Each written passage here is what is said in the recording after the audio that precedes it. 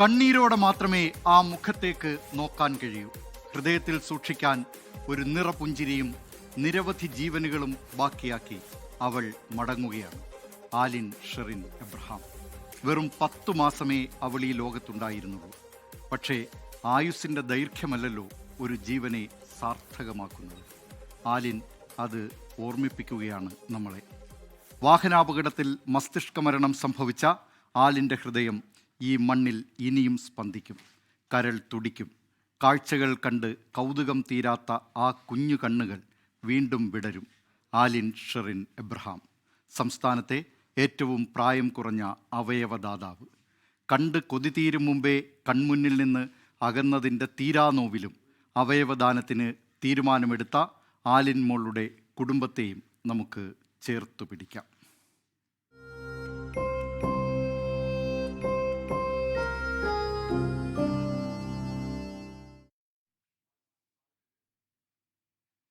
ഈ അപൂർവ അവയവദാനത്തിൻ്റെ വിശദാംശങ്ങളുമായി തിരുവനന്തപുരത്ത് നിന്ന് അലക്സ് റാം മുഹമ്മദും കൊച്ചിയിൽ നിന്ന് ലാൽകൃഷ്ണനും ചേരുന്നു. ആദ്യം ലാൽകൃഷ്ണനിലേക്ക്. ലാൽകൃഷ്ണൻ, കൊച്ചി അമൃത ആശുപത്രിയിൽ നിന്ന് ഈ അവയവങ്ങൾ തിരുവനന്തപുരത്തേക്ക് കൊണ്ടുപോകുന്നതിനുള്ള ക്രമീകരണങ്ങളൊക്കെ പൂർത്തിയായിട്ടുണ്ടോ? ഏകദേശം നടപടിക്രമങ്ങളെല്ലാം പൂർത്തിയായിട്ടുണ്ട് ദിലീപ്. നമ്മളിപ്പോൾ അമൃത ആശുപത്രിയിൽ തന്നെയാണ് നിൽക്കുന്നത്. ഏകദേശം ഒരു 15 മിനിറ്റിനുള്ളിൽ ഈ അവയവങ്ങളുമായി ഡോക്ടർമാർ താഴേക്ക് എത്തും എന്നാണ് അറിയിച്ചത്. ഒരു ഗാർഡ് ഓഫ് ഓണർ നൽകുന്നുണ്ട്. ഗാർഡ് ഓഫ് ഓണറിന് ശേഷമായിരിക്കും ആംബുലൻസിലേക്ക്, ഒരു D-ലെവൽ ആംബുലൻസ് ഇതിനു വേണ്ടി അമൃത ആശുപത്രി സജ്ജമാക്കിയിട്ടുണ്ട്.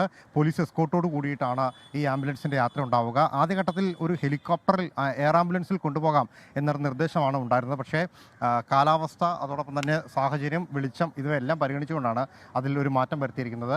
ബൈ റോഡ് തന്നെ പോകാം എന്ന തീരുമാനത്തിലേക്ക് എത്തിയിരിക്കുന്നത്. ഇവിടെ നിന്ന് വൈറ്റ്ല വഴി പോയി അവിടെ നിന്ന് കുണ്ടന്നൂർ പാലത്തിനിടയിലൂടെ പുതിയകാവ് ഭാഗത്തേക്ക് പുതിയകാവ് ഭാഗത്തുനിന്ന് തിരിഞ്ഞ് അകത്തേക്ക് കയറി അവിടെ നിന്ന് ഏകദേശം കോട്ടയം റൂട്ടിലേക്ക് കയറുക, അങ്ങനെ MC റോഡിലേക്ക് കയറി ആ റോഡിൽ തന്നെ കിംസ് ആശുപത്രിയിലേക്ക് പോവുക എന്നുള്ളതാണ് നിലവിലെടുത്തിരിക്കുന്ന തീരുമാനം. 10 മാസം മാത്രമാണ് കുഞ്ഞിൻ്റെ പ്രായമുള്ളൂ.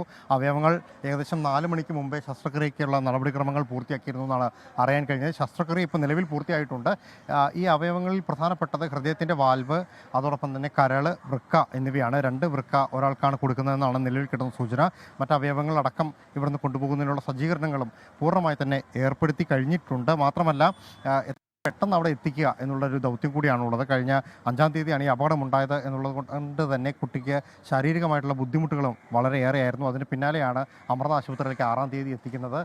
ഒരുപാട് തവണ ജീവൻ രക്ഷിക്കാൻ വേണ്ടിയിട്ടുള്ള ശ്രമങ്ങൾ പലതും നടന്നുവെങ്കിലും അത് ഫലപ്രാപ്തിയിൽ എത്താതെ വന്നതോടുകൂടിയാണ് കുട്ടിക്ക് മസ്തിഷ്ക മരണം സ്ഥിരീകരിക്കപ്പെടുന്നത്. മാതാവിൻ്റെയും പിതാവിൻ്റെയും അറിവും സമ്മതത്തോടും കൂടിയിട്ടാണ് നിലവിൽ മസ്തിഷ്ക മരണത്തിന് ശേഷം കുട്ടിയുടെ അവയവങ്ങൾ ദാനം ചെയ്യാം എന്ന് തീരുമാനിച്ചിരിക്കുന്നത്. വളരെയധികം വേദന ഉണ്ടാക്കുന്ന കാര്യമാണ്. കാരണം കുട്ടിക്ക് 10 മാസം മാത്രമേ പ്രായമായിട്ടുള്ളൂ. കണ്ടു കൊതി തീർന്ന കുട്ടിയാണ്.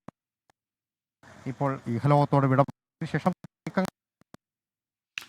ലോകത്തെവിടെയായാലും ഏത് സമയത്തും 24 വാർത്തകളും ഓഗ്മെന്റഡ് റിയാലിറ്റി പാക്കേജുകളും എക്സ്പ്ലെയിനറുകളും വിശദമായി കാണാൻ ഞങ്ങളുടെ YouTube ചാനൽ നിങ്ങൾക്ക് സബ്സ്ക്രൈബ് ചെയ്യാം.